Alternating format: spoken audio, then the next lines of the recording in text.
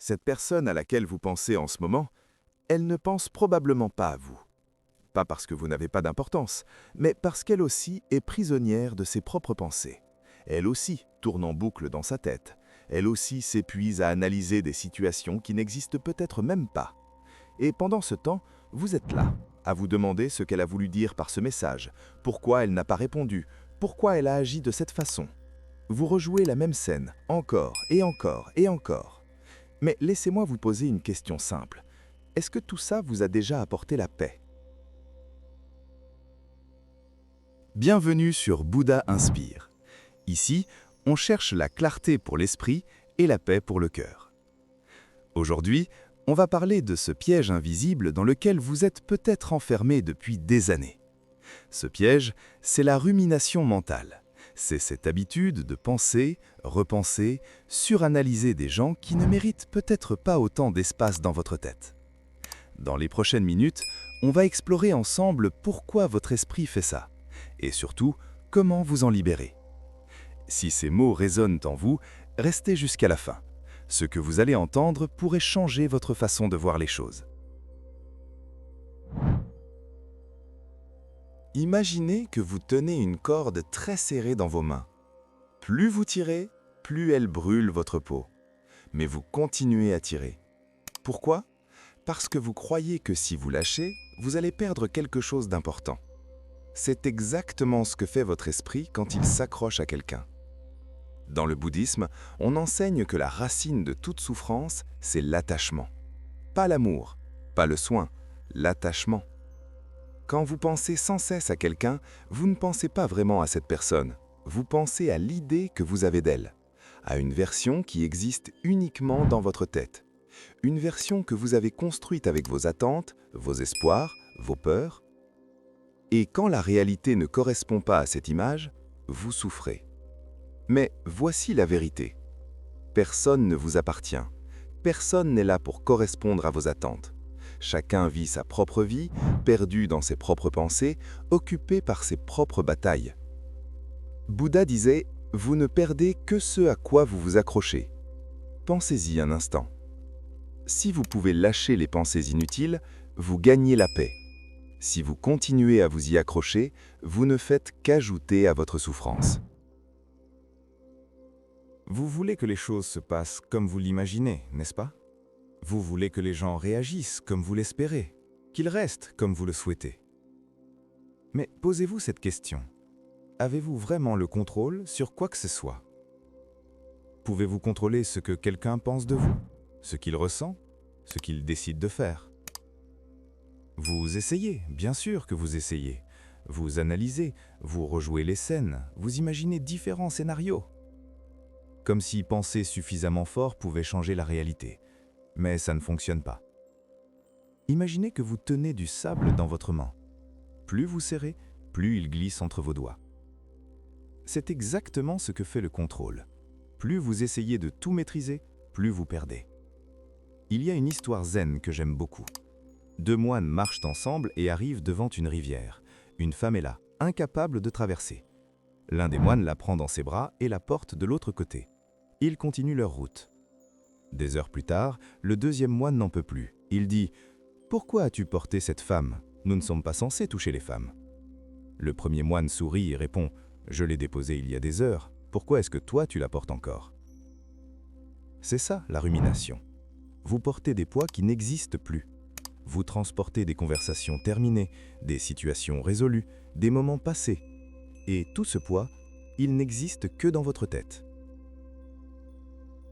Fermez les yeux un instant. Pensez à votre plus beau souvenir. Un moment de bonheur pur, avec quelqu'un que vous aimez peut-être, ou un moment de paix, seul avec vous-même. Maintenant, pensez à un moment difficile, une perte, une déception, une douleur. Vous remarquez quelque chose? Ces deux moments sont passés, le bonheur comme la douleur. Ils ont disparu. C'est la nature même de la vie, l'impermanence. Tout change, tout passe, rien ne reste identique. Et pourtant, on résiste. On veut que les choses restent comme elles sont. On veut que les gens ne changent jamais, ne partent jamais. Mais ce n'est pas comme ça que la vie fonctionne. Pensez à une rivière. L'eau que vous touchez maintenant n'est plus la même une seconde après. Elle coule, elle avance, elle ne s'arrête jamais. Votre vie est exactement comme ça. La personne que vous étiez il y a un an n'existe plus. Les émotions que vous ressentiez la semaine dernière se sont transformées, et les gens autour de vous, certains sont restés, d'autres sont changés, d'autres sont partis. Tout bouge, constamment. Le problème, ce n'est pas le changement, le problème, c'est votre résistance au changement. Regardez un arbre en automne. Ses feuilles deviennent dorées, puis brunes, puis elles tombent. Est-ce que l'arbre pleure? Est-ce qu'il supplie ses feuilles de rester? Non, il lâche prise, parce qu'il sait que de nouvelles feuilles reviendront au printemps.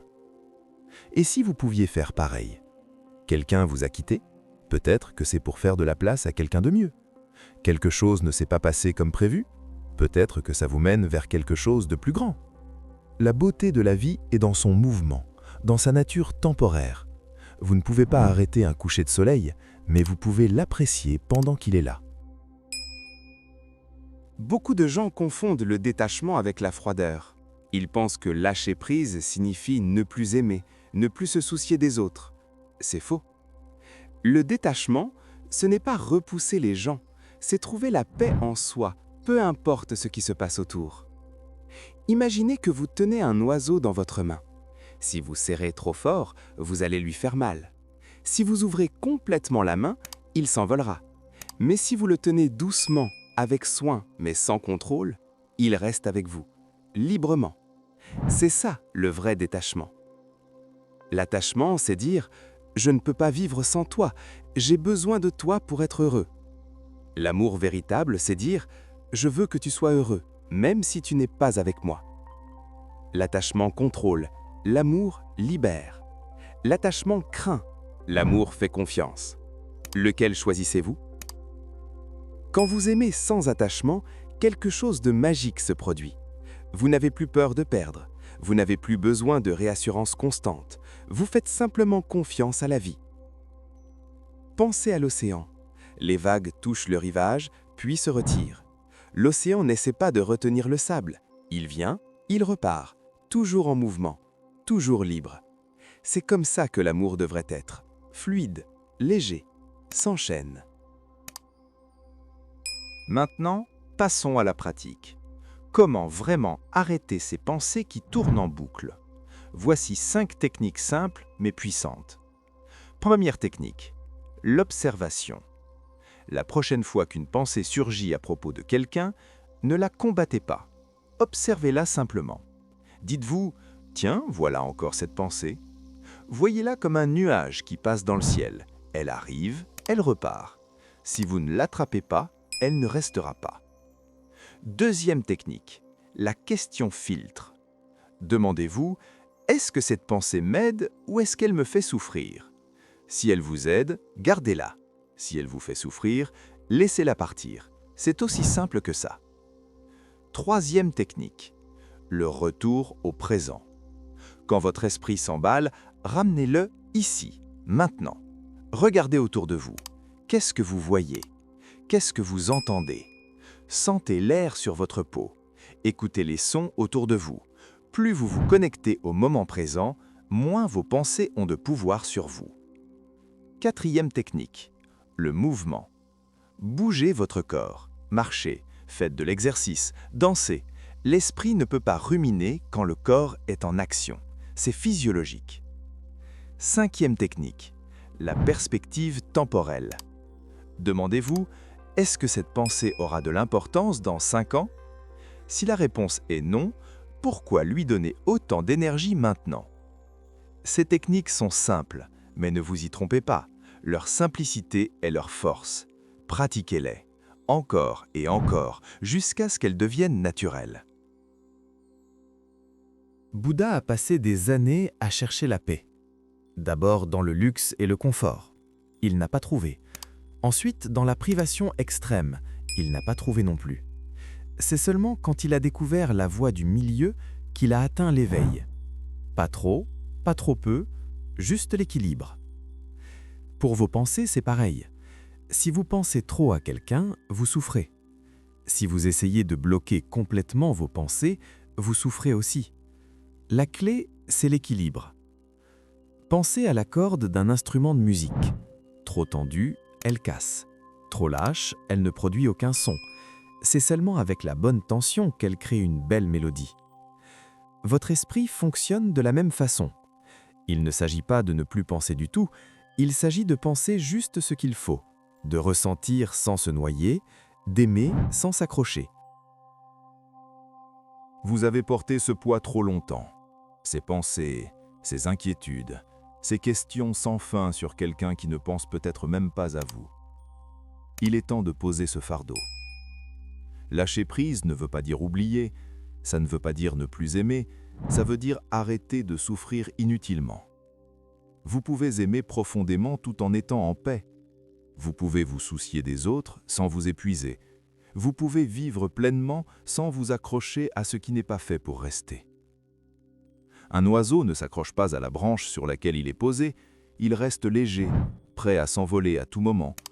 C'est comme ça que nous devrions vivre, léger, libre, sans attaches inutiles.